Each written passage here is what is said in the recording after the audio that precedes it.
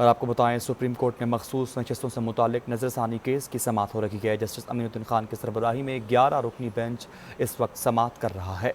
तफसीलात जानते हैं नुमाइंदा सच न्यूज़ सैरिश खान से। सैरिश, आगाह कीजिएगा, समाअत जारी है अभी भी?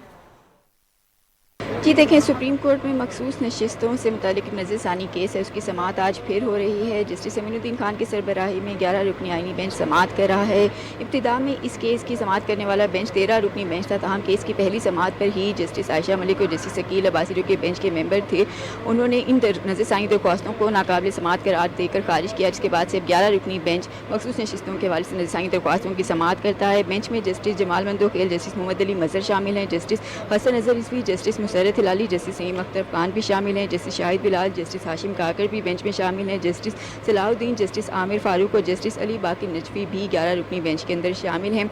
अब तक की समाअतों के अंदर जो फैसल सिद्दीकी हैं, सुन्नी इत्तेहाद कौंसिल के वकील, वो अपने दलाइल देते रहे हैं, जबकि गुज़िश्ता समाअत में उन्होंने अपने दलाइल मुकम्मल किए। अपने दलाइल में उनका यही कहना था कि 13 रुकनी बेंच ने ओरिजिनल केस का फैसला दिया था, तो नज़रसानी केस के अंदर भी जो जजिस की तादाद है वो 13 रुकनी ही होनी चाहिए। 11 रुकनी बेंच इस केस की समाअत नहीं कर सकता, जिस पर उनको जजिस की जानिब से ये जवाब दिया गया कि 13 रुकनी बेंच ही बनाया गया था। तहम अगर बेंच के दो अरकान अपनी मर्जी से नज़रसानी दरख्वास्तें पहली समाअत पर ही खारिज करके बेंच से अलग हुए हैं, तो उनका जो ऑर्डर है इख्तिलाफी नोट, वो ओरिजिनल फैसले के अंदर नज़रसानी केस के फैसले में शामिल किया जाएगा। आज की समाअत में हामिद खान वकील जो हैं वो अपने दलाइल दे रहे हैं, जबकि उनके जानिब से इस केस के अंदर दो मुतफरिक दरख्वास्तें हैं। एक दरख्वास्त जो है वो केस की समाअत बराह रास्त नशर करने के हवाले से, जबकि दूसरी दरख्वास्त जो है वो 26वीं आईनी तरमीम केस का फैसला। सही, सैरिश खान अपडेट कर रही थी, बहुत शुक्रिया।